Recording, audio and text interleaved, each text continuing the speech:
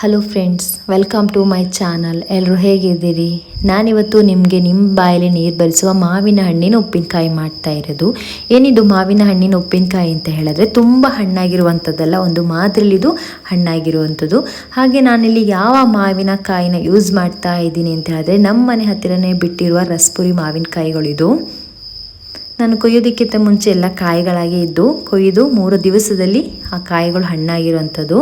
ಹಾಗೆ ನಾನಿಲ್ಲಿ 1 ವಾರದ ಮಟ್ಟಿಗೆ 3 ಮಾವಿನಕಾಯಿಗಳನ್ನ ಕೊಯ್ಕೊಂಡಿರೋದು.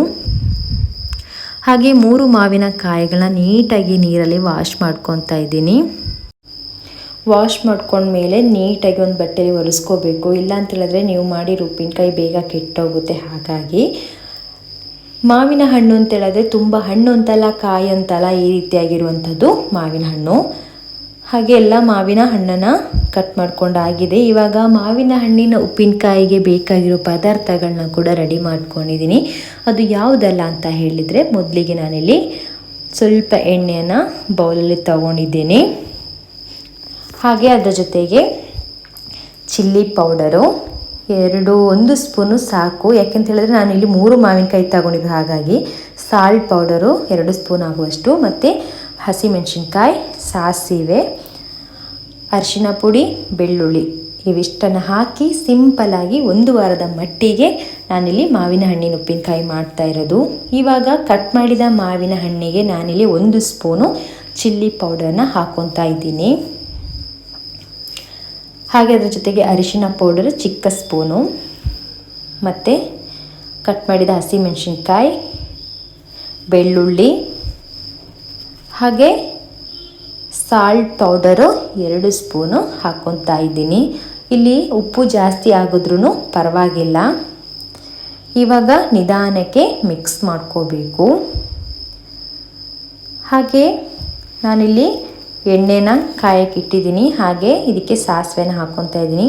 ಸಾಸಿವೆ ಕೆಂಪಗೆ ಬಂದ ನಂತರ ನಾನಿಲ್ಲಿ ಮಾವಿನ ಹಣ್ಣಿನ ಪಾಕಕ್ಕೆ ಈ ಸಾಸಿವೆ ಎಣ್ಣೆನ ಹಾಕ್ಕೊತಾ ಇದ್ದೀನಿ.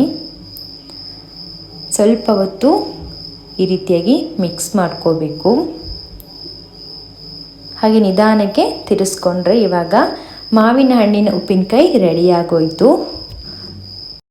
ನಾವು ಮಾಡಿದ ಉಪ್ಪಿನಕಾಯಿ ಹಳೇದಾಗ್ತಾ ಆಗ್ತಾ ರುಚಿ ಇನ್ನಷ್ಟು ಹೆಚ್ಚಾಗ್ತಾ ಹೋಗುತ್ತೆ. ಹೇಗೆ ಅಂತ ಹೇಳಿದ್ರೆ, ಇಲ್ಲಿ ಹಳೇದಾದಾಗ ಉಪ್ಪು, ಹುಳಿ, ಖಾರ, ಮೆಣಸು ಮತ್ತು ಎಣ್ಣೆಗೆ ಹಾಕಿದ ಸಾಸಿವೆ ಚೆನ್ನಾಗಿ ಹಿಡಿದಿರುತ್ತೆ. ಹಾಗಾಗಿ ರುಚಿ ಇನ್ನಷ್ಟು ಜಾಸ್ತಿ ಆಗುತ್ತೆ. ಮತ್ತು ನಾವು ಯಾವ ರೀತಿ ಉಪ್ಪಿನಕಾಯಿನ ಯೂಸ್ ಮಾಡ್ಕೋಬೇಕು ಅಂತ ಹೇಳಿದ್ರೆ, ಒದ್ದೆ ಕೈ ಆಗಲಿ ಮತ್ತು ಒದ್ದೆ ಸ್ಪೂನು ಮತ್ತು ಒಂದೇ ಸ್ಪೂನ್ ಯೂಸ್ ಮಾಡಬೇಕು. ಮತ್ತು ಮುಚ್ಚಳನ ಕರೆಕ್ಟಾಗಿ ಹಾಕಿದಾಗ ಮಾತ್ರ ನಮ್ಮ ಉಪ್ಪಿನಕಾಯಿ ಉಳ್ಕೊಳ್ಳುತ್ತೆ, ಇಲ್ಲಾಂದರೆ ಬೇಗ ಕೆಟ್ಟೋಗುತ್ತೆ. ತುಂಬ ಚೆನ್ನಾಗಿರುತ್ತೆ ಮಾವಿನಕಾಯಿನ ಉಪ್ಪಿನಕಾಯಿ ಈ ರೀತಿಯಾಗಿ ದಿಢೀರನ್ನೇ ಮಾಡಿಕೊಂಡು ಊಟಕ್ಕೆ ತಿನ್ಕೊಳ್ಳೋದು. ಹಾಗೆ ರಸಪುರಿ ಮಾವಿನಕಾಯಿ ನಾನಿಲ್ಲಿ ಉಪ್ಪಿನಕಾಯಿ ಅಂದರೆ ಮಾವಿನ ಹಣ್ಣಿನ ಉಪ್ಪಿನಕಾಯಿ ಮಾಡಿರೋದ್ರಿಂದ ಟೇಸ್ಟ್ ಕೂಡ ಇನ್ನೂ ಸಖತ್ತಾಗಿ ಆಗಿದೆ. ಮತ್ತು ನಾನು ಹಿಂದೆ ಕೂಡ ಉಪ್ಪಿನಕಾಯಿನ ಮಾಡಿರೋದು ನೋಡಿ ಎಷ್ಟು ಖಾಲಿಯಾಗಿದೆ ಅಂತ ಹೇಳಿದ್ರೆ, ಮತ್ತು ಹಳೇದಾಗ್ತಾ ಸ್ಮೆಲ್ ಕೂಡ ಸಖತ್ತಾಗಿ ಬರುತ್ತಾ ಇರುತ್ತೆ. ನಾವು ಯಾವ ರೀತಿ ಯೂಸ್ ಮಾಡ್ತೀವಿ ಅದರ ಮೇಲೆ ಡಿಪೆಂಡ್ ಆಗುತ್ತೆ. ನೋಡಿದ್ರಲ್ಲ ಫ್ರೆಂಡ್ಸ್, ಯಾವ ರೀತಿಯಾಗಿ ಮಾವಿನ ಹಣ್ಣಿನಲ್ಲಿ ಉಪ್ಪಿನಕಾಯಿ ಮಾಡ್ಕೊಳ್ಳೋದು ಅಂತ ಹೇಳಿ. ನಿಮಗೆ ನಾನು ಮಾಡಿರೋ ಮಾವಿನ ಹಣ್ಣಿನ ಉಪ್ಪಿನಕಾಯಿ ಇಷ್ಟ ಆಯಿತು ಅಂತ ಅಂದ್ಕೊತೀನಿ. ಇದಿಷ್ಟು ಇವತ್ತಿನ ಸಿಂಪಲ್ ಆದ ವಿಡಿಯೋ. ಓಕೆ ಫ್ರೆಂಡ್ಸ್, ನೆಕ್ಸ್ಟ್ ವಿಡಿಯೋದಲ್ಲಿ ನಾನು ನಿಮ್ಮನ್ನ ಮೀಟ್ ಮಾಡ್ತೀನಿ. ಬಾಯ್.